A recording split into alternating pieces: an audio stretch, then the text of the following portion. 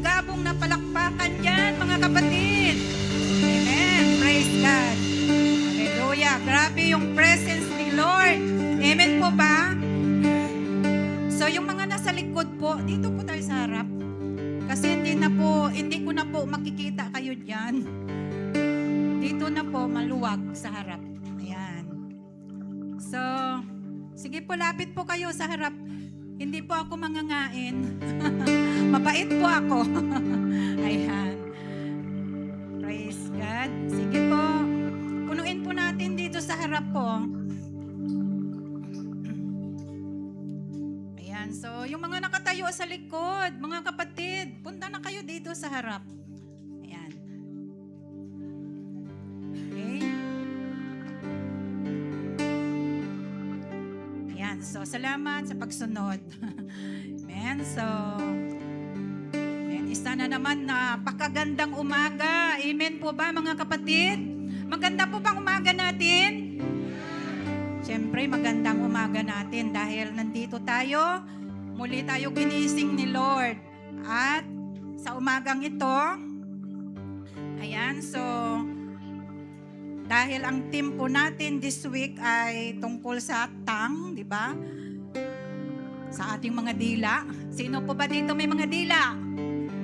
Yan, lahat tayo. Kasi mahirap pag wala kang dila, hindi ka makapagsalita. Pero tayo, binigyan ng Diyos ng dila, pero gamitin natin ito. At paano natin gamitin ang ating dila? So tayo muna ay manalangin. Yes, Lord, hallelujah. Makapangyarihang Diyos, Hari ng mga hari at Panginoon ng mga Panginoon, muli isang magandang umaga sa iyo, Ama, Anak at Espiritu Santo.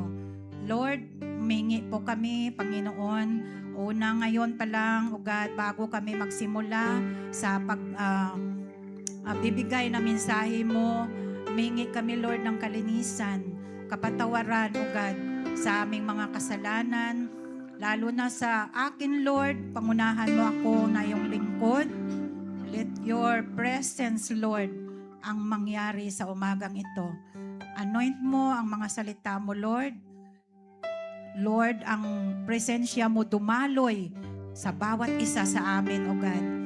Maraming salamat, Lord. At sa pangalan ni Jesus, kinakancel namin ang lahat ng spirit of negative utterance in Jesus' name. Lahat ng espiritu ng witchcraft, sickness, anuman spirit na antok sa lugar na ito, pinapalayas namin in the name of Jesus. At Lord, pinapakawala namin ang espiritu mo na laging gising sa amin, O God. Thank you, Lord. Hallelujah. We speak blessing, we speak healing, we speak, Lord, good health sa bawat isa, O God. Presence of mind lagi, Lord, lagay mo sa amin every time kami magsalita, Lord God. Maraming salamat, Lord. At hayaan mo, Lord, na i-anoint mo mga labi ko in Jesus' name. Amen and amen. Yan. So, okay. So, 2 weeks na po tayo. Upo na po tayo, mga kapatid. 2 weeks na po tayo, mga kapatid, na puro, ayan, puro boys. Ayan ang nagsalita. Amen ba? Nung unang week ay si Pastor Roy. Tama? Pangalawa ay si Pastor AD. So, napakaganda po yung mga topic nila tungkol sa tongue. So, ngayon naman pong umaga, ang pag-uusapan naman natin ngayon ay, ayan. So, sige po, settle po muna lahat para hindi ma-distract yung mga katabi. Ayan. Ito pa po, mayroon pa dito sa harap. Ayan.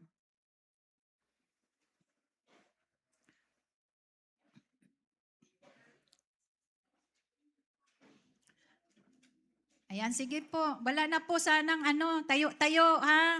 Kasi, nakaka-distract sa katabi natin. Ayan. At, ayan.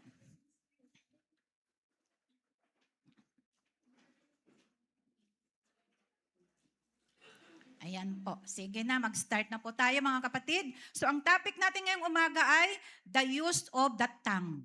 Ayun, the use of the tongue. So ano ba ang gamit ng ating mga dila?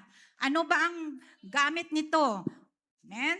So sabi sa introduction, the tongue of man is a very small member of the human body. Yeah, maliit lang na bahagi ng katawan.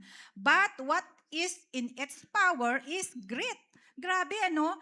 May power, matindi. It can be a source of blessing, spiritually or materially, and contrariwise, the same tongue is able to set the whole body on fire or trouble that is beyond human control. So mababasa po natin yung mga kapatid, di ba? Sa James chapter 3, tungkol sa dila. Amen ba, mga kapatid? Maaring ang dila natin, maging source ito ng blessing, spiritually, materially, or ito rin ay maging dahilan ng trouble. Di ba? Amen po ba, mga kapatid? So, alam nyo, sa panahon ngayon, kahit saan ka pumunta, marami kang maririnig na mga salita na hindi maganda. Pero tandaan natin, saan ba talaga ginagamit ang tongue? Bakit binigay ito ng Diyos sa atin? Di ba? Mga kapatid, bakit binigay ng Diyos ang tongue? May paggagamitan tayo. Di po ba? Ito ay ginagamit natin sa pagsasalita, sa pagkain natin. Di po ba? Pag nilalasahan natin ang pagkain, ano ang nagbibigay na nakakaramdam ng lasa? Di ba dila? Ayan. Ano pa? Ito rin po ay maraming paggagamitan ang ating dila. Pero ang hindi po dapat natin paggagamitan at hindi dinesign ng Diyos ang dila para gamitin sa masama. Amen po ba? Mga kapatid, pero ngayong panahon po, napakarami ka na marinig na hindi maganda sa kalye. Lalo na yung mga kabataan, di ba? Kahit saan ka pumunta, marami kang hindi maganda sa pandinig natin. So, isa po dito, naalaala po ba natin yung event na nangyari doon sa Sodoma at Gomora na kung saan ay nagkaroon ng distraction dahil doon sa mga ginagawa ng mga tao doon sa Sodoma at Gomora. Sino po nakabasa? So alam po natin yan. Una, di ba, si Lot. Sino nakakilala kay Lot? Si Lot po ay pamangkin ni Abraham. Ayan, dito, mabasa natin mga kapatid. Oh. Lot, the nephew of Abraham, who kept himself away from the immorality of the Sodomites, was saved. Sino lang po ang nasave? Si Lot lang at ang kanyang family. Amen ba? At siyempre hindi kasama yung kanyang asawa. Alam naman natin nangyari sa kanyang asawa. At yung Biblia ay nagsasabi din na sa gitna ng mga ungodly, talagang si Lot nabagabag yung kanyang kalooban sa mga pananalita ng mga taong ito. Sabi dito, the Bible states that when he was in the midst of the ungodly, he was always mixed with the filthy conversation of the people. Kayo po ba? Tayo po ba? Pag nakarinig tayo ng hindi maganda, ano sa pakiramdam natin? Anong nararamdaman natin? Natutuwa ba tayo o nalulungkot? Ako, pag nakakarinig ako, lalo na yung mga bata, di ba? Mga maliliit pa lang iba, ang galing na magmura. Sinasabihan ko, mali yan. Di ba? Uy, masama yan. Di ba? So, itong si Lot, sobra po siyang nabagalbag. Di ba ganun din tayo? Nalulungkot tayo sa mga taong ito na hindi natin naringgan na maganda. Walang ikilos na hindi magmura. Amen? So, sino po dito nagmumura pa? Ayan. So, masarap daw yung inaamin. Pero wag nang itaas yung kamay. Tayo lang nakakaalam yan. At si Lord. Amen po ba, mga kapatid? At tandaan natin, ano ang sabi sa 2 Peter 2 verse 7 to 8? Ngunit, iniligtas ng Diyos si Lot, isang taong matuwid na lubhang nabagabag. Yan, nabagabag ng mga kahalayang ginagawa ng masasama noong panahon niya. Naghirap ang kalooban ng matuwid na taong ito sa kasamaang nasaksihan niya araw-araw habang siya ay nakatira doon. Di po ba nakakalungkot? Lalo na may mga kapitbahay ka, wala nang ginawa kundi mag-away, magsigawan, wala nang naririnig ka kundi malakas na mga worldly na mga tugtugan. Mayroon yan dito, may kapitbahay siya. Nagsusumbong siya sa akin, Pastora, hindi kami nakatulog madaling araw. Ba't hindi mo ibarangay? Sa amin hanggang 10 na lang ang tugtugan. Kasi dati talaga naman, party-party, oh, di ba?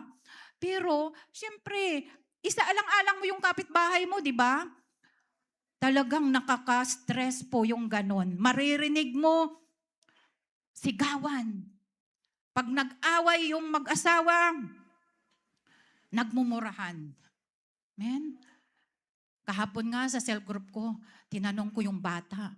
Sabi ko, may nagmumura ba dito sa inyo? Ang bata, hindi nagsisinungaling, Sabi niya, opo. Pag nag-away si mama at si papa. Diba? Grabe, So, number 1, dito na tayo sa number 1. Corrupt communication. Ayan. Ano ba itong corrupt communication? Ito po yung mga salita, yan, speech, kinuha ko po sa dictionary. Speech that is rotten, unwholesome, or harmful.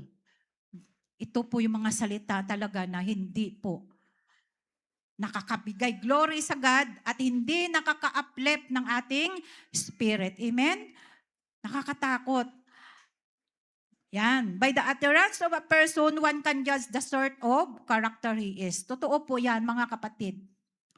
Sa pamagitan po ng pananalita ng isang tao, doon mo siya makilala kung anong pagkatao mayroon siya. Amen ba? Amen, mga kapatid. Bakit seryoso tayo lahat?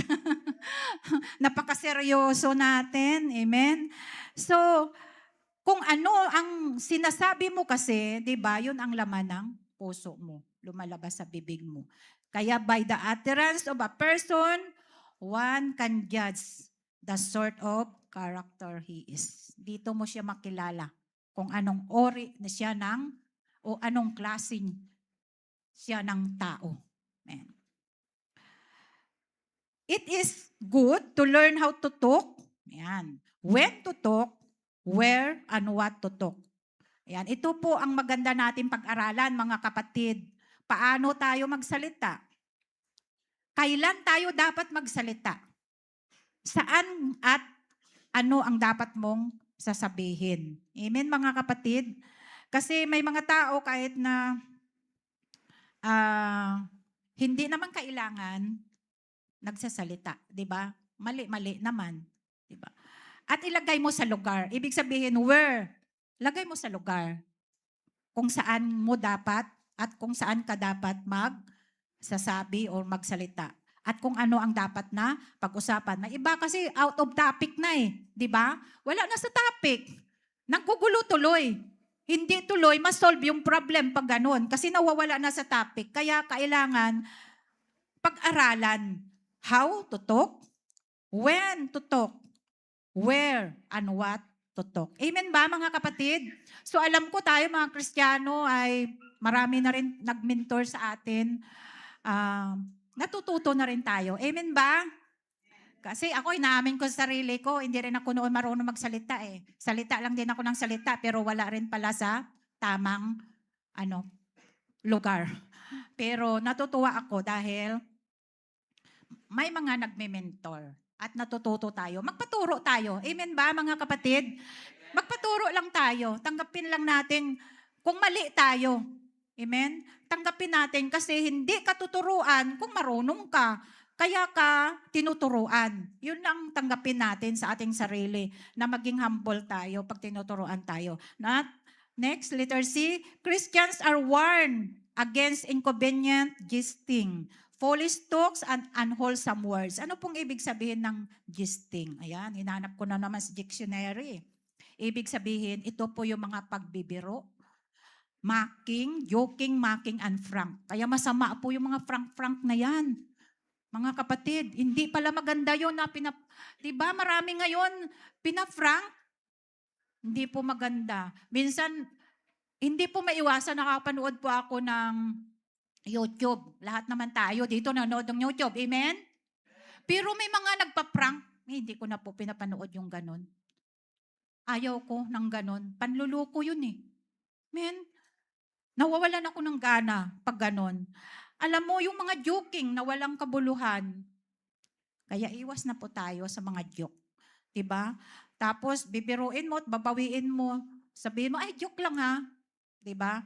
So, yun yung tinatawag na foolish talks. Unwholesome words. Ba? Tama na po yun. Minsan, mocking, minamak mo yung tao, ina-underestimate mo yung tao. Diba? Hindi mo alam na nasasaktan na pala siya. Kasi akala mo, maayos lang sa'yo, pero sa kanya pala ay hindi na. Amen, mga kapatid? So, Efeso chapter 4, verse 29, anong sabi? Huwag kayong gumamit ng masasamang salita, kundi iyong nakakapagpalakas at angkop sa pagkakataon upang makapagdulot ng mabuti sa mga nakakarinig. Ayan, huwag tayong gumamit ng mga masamang salita. Yun lamang po nakapagpalakas sa nakikinig sa atin. Yung angkop sa pagkakataon, minsan di natin alam, di ba, nakapagsalita tayo, yung tao pala na yan ay may pinagdadaanan. O anong mabuting dulot nun? Di siyempre, lalo siyang mapasama yung kanyang kalagayan. Men, yun na lang pagpapalakas sa iba. Amen. So dito po, hindi naman ibig sabihin nito na tayo lahat dito ay perfect na. Amen? Pero pinag-aaralan natin ito para matuto din tayo. Amen? Ako natututo din ako sa aking itinuturo. Amen ba mga kapatid? Number 2, ayan corrupt communication. Iwasan po natin yan. Walang kwentang usapan, mga pabiro, kung ano-ano, wag na lang. 'Di ba? Yung mga salita na nakaka-harm sa iba. Number 2 is false witness. Ayan, false witness. Sabi nga, letter A, some liars. Ayan, some liars have the devilish boldness to appear even in the law courts to swear in Holy Bible in the name of the God. Sino po nakakita dito sa korte? Di ba? Pag nasa court, di ba, nanunumpa, nilalagay pa yung kamay sa taas ng Bible, di ba? Pero, anong sabi? Liars. Amen? May boldness pa na mag-swear pa, di ba? I swear pa, may mga ganun-ganon pa. Pero, yun pala ay kasinungalingan. Di ba? Lalo na, mga kapatid, sa batas ng mundo, marami ang nagiging false witness. Kasi yung iba dyan, dahil lang sa nababayaran. Amen ba? Tama po ba ako? Nababayaran. Sige. Kahit ako mali, sabihin mo akong tama. Kahit mga abogado ngayon, buti lang walang abogado dito, no? Wala tayong abogado dito na member. Diba? Kahit mali na yung kanyang kliyente, gagawin tama. Na ipanalo yung kaso. Diba? So they did not fear God. Yet they swear in His name. Wala silang takot sa Diyos. Pero ginagamit nila ang pangalan ng Diyos. Diba? Sumpa man, diba mga ganon? Ay nako, mga kapatid, nakakatakot. Diba? So, sabi sa Exodus chapter 20 verse 7, huwag mong gamitin sa walang kabuluhan ang pangalan ni Yahweh na iyong Diyos. Tiyak na parurusahan ka. Parurusahan ko ang sino mang gumagamit nito ng walang kabuluhan. Diba? Sabi ng Panginoon, may parusa.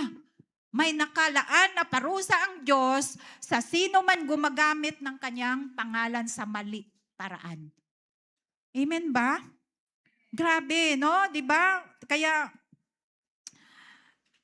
talagang yung labi o yung bibig natin o yung dila natin, sabi nga dito tayo kahatulan pagdating ng panahon. Amen? Kaya okay. Sabi sa Leviticus 19 verse 12. Huwag kayong manunumpa sa aking pangalan. Kung ito ay walang katotohanan, iyon ay paglapastangan sa pangalan ng inyong Diyos. Ako, si Yahweh. Diyos mismo ang nagsasabi. Di ba? Huwag kang manumpa. Ay, naku, swear to God. May pagganon ka, di ba? Pero hindi naman totoo. Kaya wag na natin gamitin ang pangalan ng Panginoon. Dahil ang Diyos natin is holy. Di ba? Hindi siya gumawa ng kasalanan kailanman. Kaya wag natin gamitin ang pangalan ng Diyos, idamay natin sa ating kasinungalingan. Amen? Kasi hindi naman sinungaling ang ating Diyos. Santiago 5:12, ngunit higit sa lahat, mga kapatid, wag kayong manumpa. Yan, panumpa-numpa pa. Wag ninyong sabihing saksi ko ang langit o lupa o ano paman. Sapat nang sabihin ninyo oo kung oo at hindi kung hindi, upang hindi kayo hatulan ng Diyos. Amen, mga kapatid. May mga tao, marami talaga, mga ganun. Di ba? Huwag kayo magalit sa akin.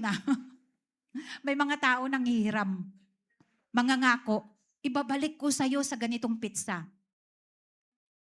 Di ba? Pero hindi naman tinutupad. Minsan nga, hindi ka nababatiin, umiiwas na sa'yo. Di ba? Kaya sabi dito, huwag ka nang manumpa. Huwag mo nang sabihin kung ano-ano pa. Oo na lang kung oo, hindi kung hindi. Ba? Kasi mayroon ngang parusa. May hatol ang Diyos sa atin. Okay? Number 3, dangerous rumors. Ito po ay nakakatakot din. Amen? By a mischievous use of the tongue, some have inflamed the passion of others and led them into war, resulting in the loss of thousands of souls. Ito po yung mga maling mga balita. Sinasabi mo, ganun, ganito, ganyan-ganyan. Ayan, magkakagulo tuloy ang bansa. Magkakagulo tuloy, magkaroon ng gera. Diba? Dahil sa maling mga sinasabi. Diba? Kaya, letter B, the misuse of tongues of men can cause separation between brothers, sisters, and friends, and has also led to breaking of matrimonial homes. Isa pa po ito, yung chismis. Ichichismis mo, uy, alam mo yung asawa mo, nakita ko, may kaakbay na iba. Diba? Alam nyo, magsisira, maninira ka ng pamilya. Amen ba, mga kapatid? Magkakagulo ang pamilya. Amen? Lalo na sa mag-asawa. Kaya iwas po tayo sa mga chismis na hindi maganda. Gamitin natin yung ating tongue para mabuo ang pamilya. Hindi ma-separate, di ba? Mahirap pag ikaw ang dahilan ng separation ng family. Ikaw ang dahilan ng broken family. Magkasira ang pamilya, magkasira ang magkakapatid, magsisiraan, di ba? Kaya, anong sabi sa awit 50 verse 22? Kaya ngayon dinggin ito, kayong sa akin di pumapansin, kapag ako'y dininig, kayo'y aking, kapag ako'y di dininig, kayo'y aking wawasakin. Walang sinumang sa inyo makakaligtas sa akin. Yan. Isa na naman po, babala sa atin, mga kapatid ng Diyos. Dinggin natin, ibig sabihin, paniwalaan natin yung kanyang salita. Dahil pag hindi natin ito pinakinggan at hindi natin sinunod, ano ang sabi? Kayo'y aking wawasakin. Walang sinumang sa inyo'y makakaligtas sa akin. Amen. Bawat sinabi natin ay mayroon kalakip na parusa. Yun ay depende sa ating mga sinasabi. Kaya may babala sa atin ang Diyos. May warning sa atin ang Diyos. Pakinggan natin yung mga sinasabi niya. Sabi niya, kayong sa akin di pumapansin, pansinin natin ang Diyos. Amen ba, mga kapatid? Pansinin natin yung mga nagsasabi sa atin kung anong tama. Amen ba? Sa mga leaders natin na nagkukurik sa atin, pakinggan natin. Sa mga leaders natin na nagtuturo sa atin, pakinggan natin. Huwag natin sabihin na, ay, Ano lang yan? Leader lang yan. Katulad ko lang din yan. Hindi po, mga kapatid. Ang Diyos po ay nangungusap through sa mga lingkod niya. At ibahagi sa atin yan para tayo ay makarinig. Di ba? Paano daw marinig salita ng Diyos kung walang nagtuturo? Di ba? So ngayon, anong sabi? Wawasakin tayo ng Diyos. Gusto ba natin na magulo ang buhay natin? Hindi uunlad ang buhay natin? Walang asinso ang buhay natin? Nako, ingatan natin tong mga dangerous rumors. Amen? May mga tao, alam mo, may napanood ako, may isang babae na panood ko, yun pala talaga ang trabaho niya, yung manira. Gumagawa talaga pala siya ng rumor para sirain. Inamin niya, nagsisi siya. Sana totoo po talaga yung kanyang pagsisisi kasi marami po siyang sinira na buhay. Hindi niya kilala yung mga tao. Kung sino lang ang maano niya sa FB, kung sino lang yung siguro na dumaan sa wall niya, gusto niyang siraan. Talagang grabe. Alam mo, napanood niyo yun siguro. Sa ano ko yun, napanood sa telebisyon. Nagsisi siya, umiyak siya na ganun daw ang kanyang trabaho, ang manira. Kaya iwasan po natin. Ay, alam ko naman, lahat naman na tayo dito ay Christian na. So, mas lalo pa natin ingatan. Amen? Kasi sabi nga, mas matindi daw ang parusa sa mga tao na nakarinig na ng salita ng Diyos at gumawa pa ng kasalanan, mas mabuti pa raw yung hindi mo na lang nakilala si Christ. Amen ba? So, amen po ba? Kala ko tulog na kayo eh. Tinulogan nyo na ako eh. Tahimik eh. Amen? So, number 4 na tayo. Ayan, mabilis lang ako ah. Grave consequences. Grave consequences. Okay? Letter A. You must seize this. Tama ba pronunciation ko, Pastor Terry? Ha? Ayan. This opportunity to warn people against using their tongues in uttering blasphemies. Mga kapatid, ano bang ibig sabihin ng blasphemies? Lack of reverence. Yan. Ito ay act of insulting God. Diba? Minsan po, hindi natin alam na nakapag-utter na pala tayo na blasphemy pala yun. Ito kanina, mga kapatid, habang ako ay nagbabiyahe papunta dito sa church, biglang nangusap sa akin si Lord. Hindi ko talaga ito pinag-isipan. Kanina lang, nasasasakyan ako. Sabi ng Lord, alam mo ba, na noon pa, nakagawa ka ng blasphemy. Bakit? Tanungin niyo ako. Bakit? Ayan, bakit? Alam niyo, sabi sa akin ni Lord, dati, hindi ka umaattend ng church, namimili ka kung sino ang magwo-word, doon ka lang umaattend. Pag hindi mo gusto yung nagwo-word, hindi ka umaattend. Amen. Totoo po ba, mga kapatid?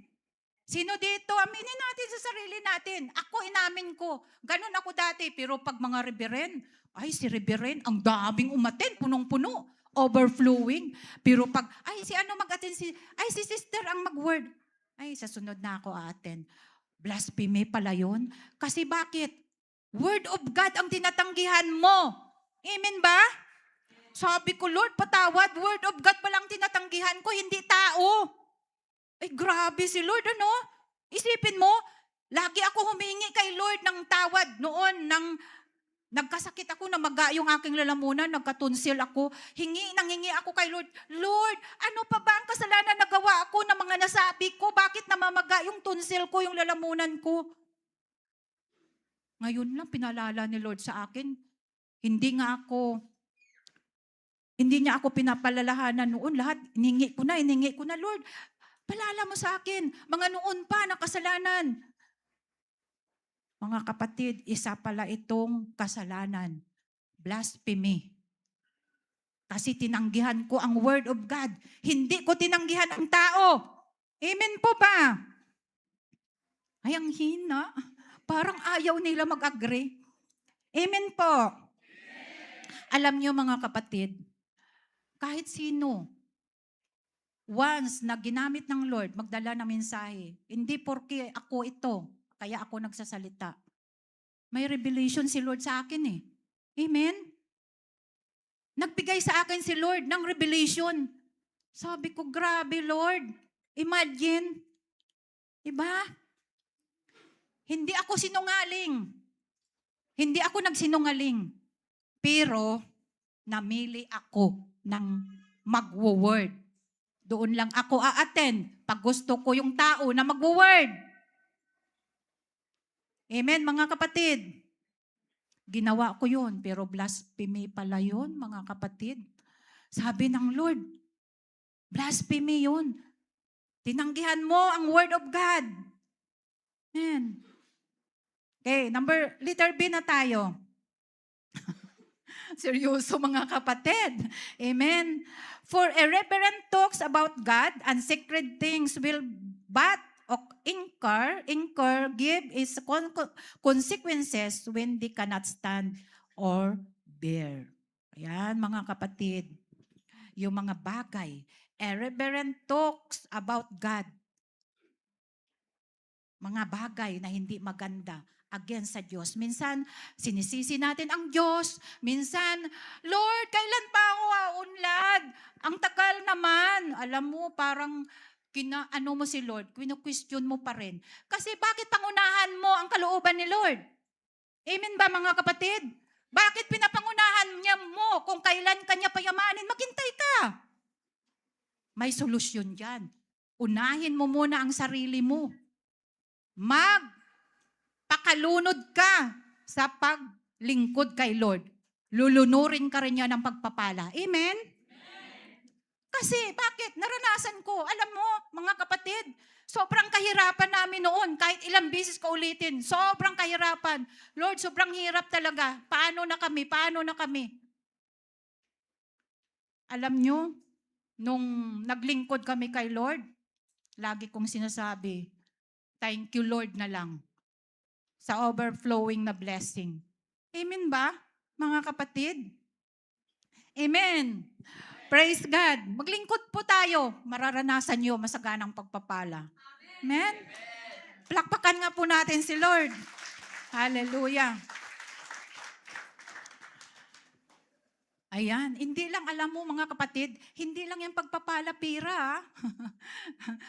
Pastor, pera. Ayan, hindi lang pera. Hindi lang kwarta ang iparanas ni Lord.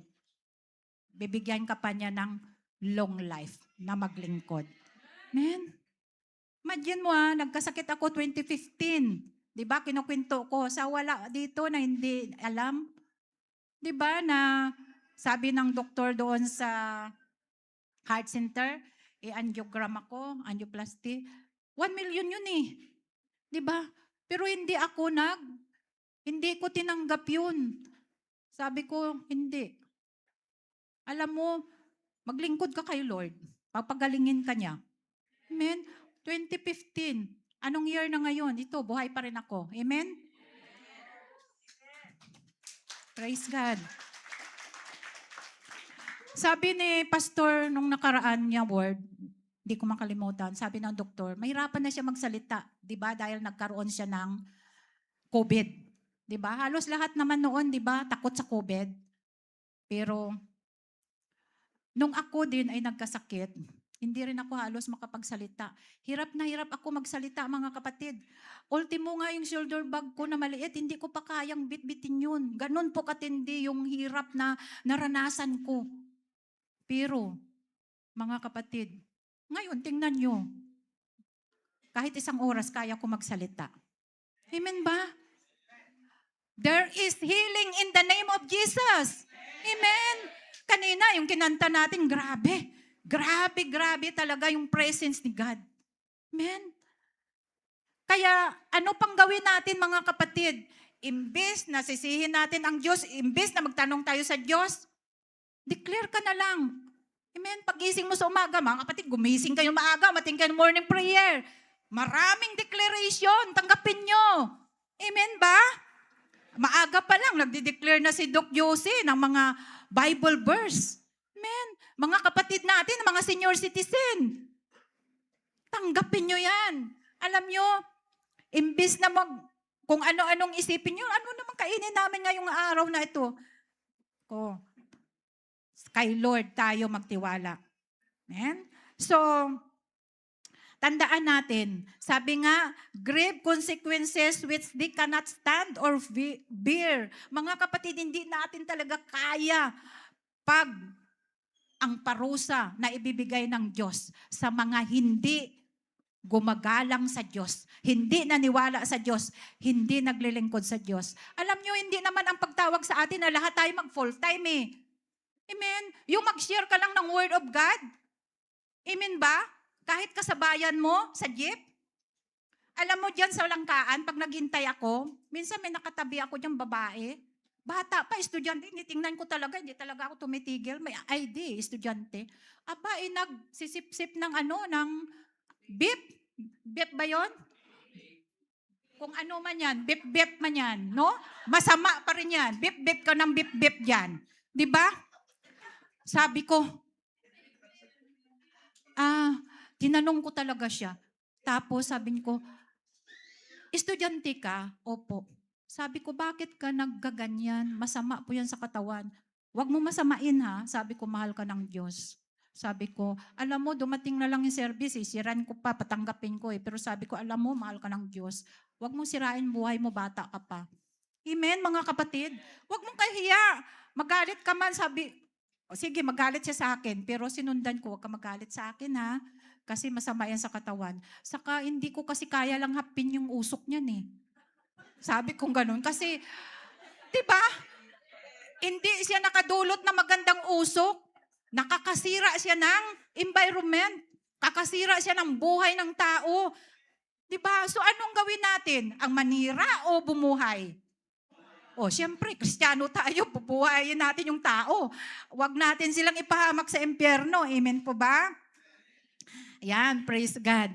So, dito na tayo sa... Okay na, saan na tayo? Okay, number? Hindi. Mateo na. Ayan. Mateo 12:36. Tandaan ninyo, sa araw ng paghuhukom, pananagutan ng tao ang bawat walang kabuluhang salitang sinabi niya. Grand. Okay? So, hindi ko na siguro, wala na siguro ako dadagdag. Malinaw na. Amen, mga kapatid? Malinaw. Pakibasa na lang ninyo lahat yan. Amen? At sa Santiago chapter 3 verse 13, sino sa inyo ang marunong at makakaunawa? Ipakita ninyo ito sa pamagitan ng wastong pamumuhay na bunga ng kapakumbabaan at karunungan. Okay? So, sino daw dito sa atin ang marunong at nakakaunawa? Ipakita ito sa pamagitan ng gawa. Amen? Ang tao, sabi nga, ang mga Kristiyano, hindi lang yan na, ay, kilala ko si Lord, ay, nananampalataya ako kay Lord. Pero, kulang naman sa gawa. Diba? So, faith without action is dead. Sinasabi mong Kristiyano ka, pero wala ka namang ginagawa. Patay pa rin yun. Ang pananampalataya mo. Sayang naman, hindi mo pinalagahan at hindi mo binigyan ng halaga yung iyong kaligtasan. Amen? Sino dito nagpe-pray na, Lord, bigyan mo naman ako ng makabuluhan yung buhay ko? Sino po ganon? Alam niyo ang prayer ko for this year 2026? Naiiyak ako kasi nalulungkot ako sa mga nangyayari sa... Parang kulang yung improvement. Sabi ko, Lord, gusto ko may kabuluhan ang buhay ko. Kunin mo man ako ay may malaking impact ako sa lahat ng nakakilala sa akin. Amen ba, mga kapatid? Hindi lang puro tayo, pangarap, yumaman, yumaman, yumaman. Payayamanin ka naman talaga ni Lord. Pero payamanin ka ni Lord ng maraming kaluluwa. Yun ang desire ko talaga sa buhay ko ngayon. Gusto ko, Lord, marami akong kaluluwa na madala sa'yo. Amen? Parang hindi OA para sa akin eh. Kundi, yun ang heart's desire ko eh. Amen po ba? Lahat sa atin may heart's desire dito. Amen? Iba-iba. Pero sa akin, hindi na ako nangangarap, mga kapatid, na yumaman. Mayaman na ako. Mayaman na ako. Ang pangarap ko na lang talaga ngayon, na payamanin ako ni Lord, na maraming kaluluwa ako na madala sa Kanya. Kaya, inumpisahan na namin, kamag-anak ni Brother Diomar. Tagal ko nang pinagpiprayan. Lord, sabi ko, puntahan natin. Ayan. Kung hindi pa na-stroke, hindi namin napuntahan. Siguro will ni Lord na ma-stroke siya. Kasi bakit? Kung hindi siya na-stroke, hindi namin siya matagpuan sa bahay. Nandoon sa inuman. Ayun. Nag-start na kami mag-cell group doon. Salamat sa Lord. At nung isang araw, pinuntahan uli namin yung kamag-anak niya, isa pa. Ang dinaanan namin, tabing ilog. Parang punta nga kami sa bundok eh. Sabi ko, sharean natin sila ng Word of God. Ako nagpupursige talaga sa kanya, mga kamag-anak niya, puntahan natin. By the grace of God, ayan, tumanggap sila at mag-start na kami ng cell group din. Amen ba, mga kapatid? Mahilaw na palakpak? Amen. Hindi po ba, mga kapatid? And, okay, dito na tayo, Santiago 3:13. Sino sa inyo ang marunong makaunawa? Di po ba? Ipakita ninyo ito sa pamagitan ng wasto pamuhay na bunga ng pagpapakumbabaan at karunungan. So ipakita natin, marunong tayo magpakumbaba, di po ba? Marunong tayo na tumanggap kung anong mali, marunong tayo na sumunod. Yun yung tunay na may pangunawa. And syempre, kung mayroon mga paggamit sa lip natin, sa tongue natin, na mga hindi maganda, ito naman ay maganda. The lip of truth. Amen ba? Mga kapatid, number 5 na po tayo. The lip of truth. So ano ito? Although the tongue is difficult to control, Christians must endeavor to use theirs properly. So, mahirap talaga pigilan ang dila. Amen? Mahirap talaga. Pero, ang sabi, dahil nga tayo ay Kristiyano, kailangan natin sikapin. Gamitin ito ng maayos. Amen ba, mga kapatid? Dahil sabi sa Santiago 1 verse 26, kung inaakala ni man na siya ay relihiyoso, ngunit hindi naman siya marunong magpigil ng dila, dinadaya lamang niya ang kanyang sarili. Walang kabuluhan ang kanyang pagiging relihiyoso. Kaya wag natin sabihin na, ay naku, ano naman ako may takot ako sa Diyos, ay nag-rosaryo naman ako, ay diba? Pero, pag nakapagmura naman, grabe. Amen? Ito, mayroon akong, hindi ito chismis, totoo pa ito. Kapitbahay namin dati. Testimony ko ito, dahil na-witness ko. Grabe sila. Talagang devoted sila pagdating sa church nila. Pero grabe, ang lutong ng kanilang mga pagmumura. Diba? So, yun ang sinasabi, relihiyoso, pero hindi naman makapagpigil ng dila. Di po ba? So, hindi po yan dapat. So, dapat lip of truth. Sabi nga, mga salita na totoo ang ating sasabihin. So, if we can learn to use our tongue aright, the Lord will bless us and we will also command the respect and responsible people in society. Ito po maganda, mga kapatid. Alam nyo, mga kapatid, Kung tayo po ay marunong gumamit ng ating mga dila, ng ating mga bibig, ng ating mga salita, uutusan ng Diyos ang mga tao na yun na irespeto ka. 'Di ba? Makakatanggap ka rin ng respeto. Rerespetuhin ka rin. 'Di ba? The respect of responsible people in society. Amen? Igagalang ka pag ikaw ay maayos mananalita. Hindi ka bastos. Hindi ka sinungaling. Ba? Sabi ng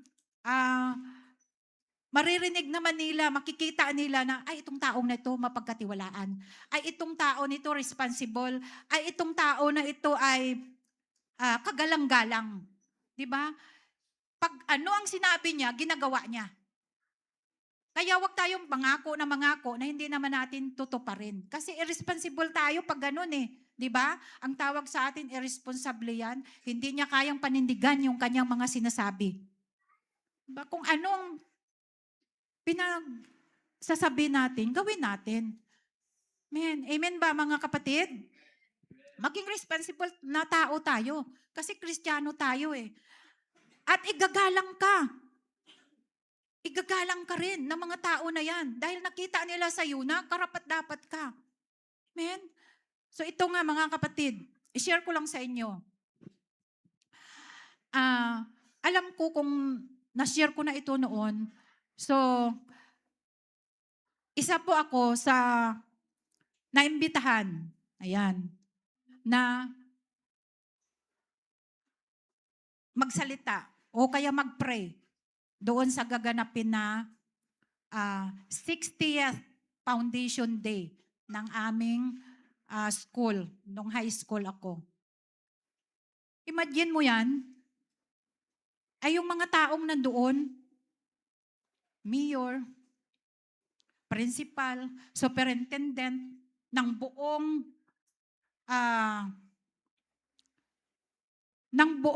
hindi lang ng bayan, ng buong province of Antique. Ako pala ay from Antique, mga kapatid. Proud Antiqueña. Proud Karaya. Kaya medyo matigas ang dila. Sabi ko, bakit sa isip ko, maraming mga classmate kami kasi ang batch namin for this year, 2026, ang mag-host ng Foundation Day. Sa dami ng classmate namin. Hindi naman ako, kumbaga nung mag-aral ako ay, sabi ko nga sa inyo, lagi lang ako top 10. Pero salamat sa Diyos, top 10. Diba? Sa bulletin board, every mag-exam kami, nilalagay dyan yung may mga honor roll. Kung sino yung mga top 1 to 10. Number 10 ako. Oh, hindi kayo natuwa? Number 10 ako. Nandyan yung pangalan ko sa bulletin board, number 10. Wow, di ba? Nakakatuwa yun na sa dami namin na estudyante. Pero alam nyo, nakakatuwa rin si Lord. Dahil nakita nila, I'm honored na ako ay bahagi ng Joshua Generation. Nakita nila na ginagamit ako dito sa Joshua Generation.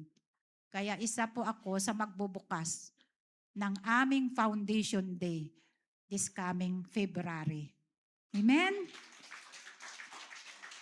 I-honor ka ng Diyos.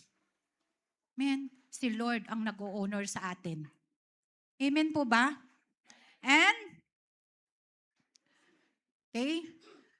So, we should use our tongue in confessing or in preaching the truth of God's word in order to impart His saving knowledge to others, to sing praises to God and glorify His holy name. So gamitin natin ang pangalan ng Diyos sa pag-preach, sa pag-share, sa umaawit, di ba? Ang sarap umawit, di ba, Sister Richelle? Na-miss niya yon ngayon. Binabalik ni Lord. Amen? And we should use our tongues, mga kapatid, to impart His saving knowledge to others. Yung sinabi ko, sing praises to God. Kahit isa ka lang sa bahay. umawit ka. Amen, mga kapatid. We can use our tongues to condemn evil, to expose lies, and to comfort the afflicted, and exhort the feeble-minded ones. Gamitin natin yung mga bibig natin, yung tongue natin, para i-condemn ang evil. In Jesus' name, di ba? Masama yan. Expose mo yung mga kasinungalingan. At i-comfort mo yung mga afflicted, yung mga mahihina. Yung mga feeble-minded ones, mga mahihina, i-flip mo sila. Kaya mo yan. Amen ba, mga kapatid? Exhort natin, kaya mo yan. Amen? Sabihin mo sa sarili mo, kaya ko yan. Amen? Sa tulong ni Lord. Wala ditong mahina. Lahat dito ay malakas sa tulong ni Lord. Mga kawikaan, ang sabi dito, ang matalas na pananalita ay sumusugat ng damdamin. Ngunit sa magandang pananalita, sakit ng loob ay gumagaling. Ang tapat na labi ay nanatili kailanman, ngunit ang dilang sinungaling ay hindi magtatagal. Nako, delikado mga kapatid. Delikado ang buhay pag tayo po ay magsisinungaling. And conclusion na po tayo. Ayan. So, inuurasan na ako. 1 Peter chapter 3 verse 10 to 11. Ayon sa nasusulat, ang mga nagnanais ng payapa at masaganang pamumuhay, dila nila'y pigilan sa pagsasabi ng kasamaan. Ang anumang panlilinlang at pandayang pananalita sa kanyang mga labi ay di dapat mamutawi. Ang masamay iwasan at ang gawain ay ang tama. At ang laging pagsikapan ay buhay na mapayapa. Amen, mga kapatid. So, sa buhay natin, alam natin mga kapatid, kung ano tayo. Amen? Tayo na makajudge sa sarili natin. Kung ano yung ginawa natin. Kilala natin ang ating sarili. Kilala natin at alam natin kung ano ang ating mga ginagawa. Mga kapatid, kung mayroon man ako nabanggit sa mga napag-usapan natin sa paggamit ng ating mga tongue, hingi po tayo ng tawad sa Lord. Amen? Tayo po tayo mga kapatid. Tayo po ay humingi ng tawad sa Lord. Alam ko na bawat isa dito sa atin, hindi makakaiwas na makapagsalita ng hindi maganda. Alam ko, minsan nakapagbiro kami. Minsan, mabilis kami mag-witness sa iba, pero mali pala. Hindi namin inaalam ang katotohanan. Naghuhusga agad kami. Kahit alam namin na ito ay behind doon, may mga dahilan pala siya. Pero ang bilis namin siyang husgahan. Panginoon, patawarin mo po kami sa mga oras na ito. Gamitin mo, Lord, ang mga labi namin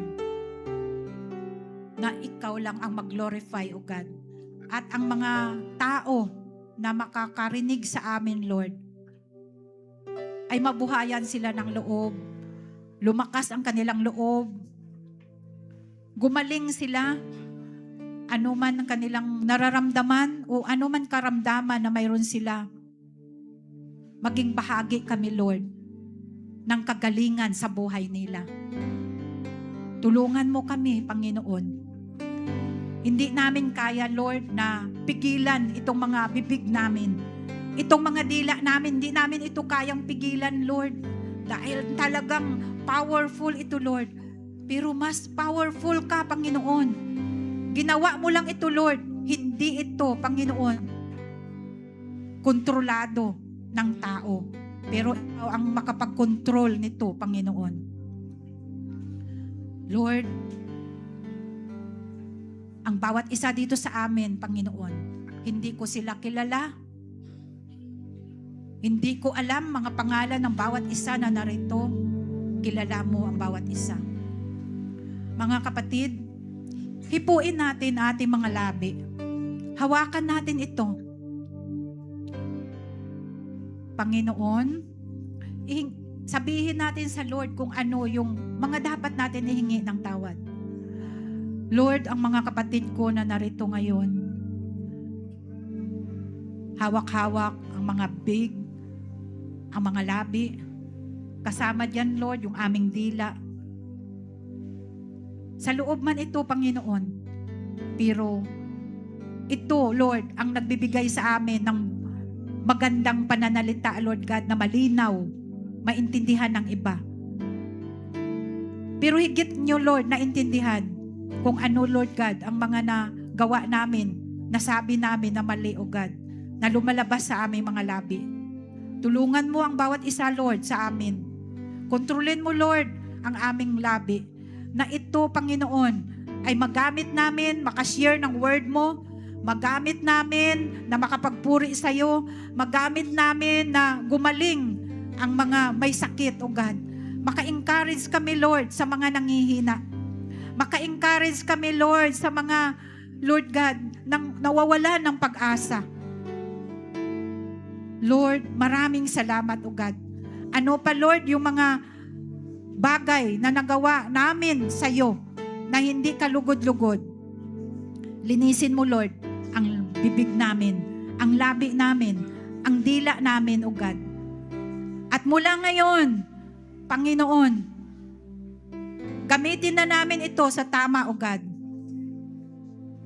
Hawakan mo kami palagi, Lord, na every time na kami magkamali, Lord, paalaala mo sa amin, O God. Mali ang ginawa mo, na mali ang ginawa mo. Kaya kami, Panginoon, ay nagpapasalamat sa iyo dahil mayroon kaming Diyos na kayang kontrolin ang aming buhay. Mayroon kaming Diyos na kayang baguhin ang aming buhay. Mayroon kaming Diyos na kayang pagpalain ang aming buhay. Maraming salamat po sa bawat isa na narito ngayon. At hayaan mo, Lord, na pinapasalamatan din namin kayo sa oras na ito, Lord, sa mensahe na ibinigay mo sa akin, O God, at sa mga kapatid ko na narito ngayon na nakinig, Panginoon. Lord, balutin mo ng iyong banal na dugo, Lord, ang bawat isa, Panginoon.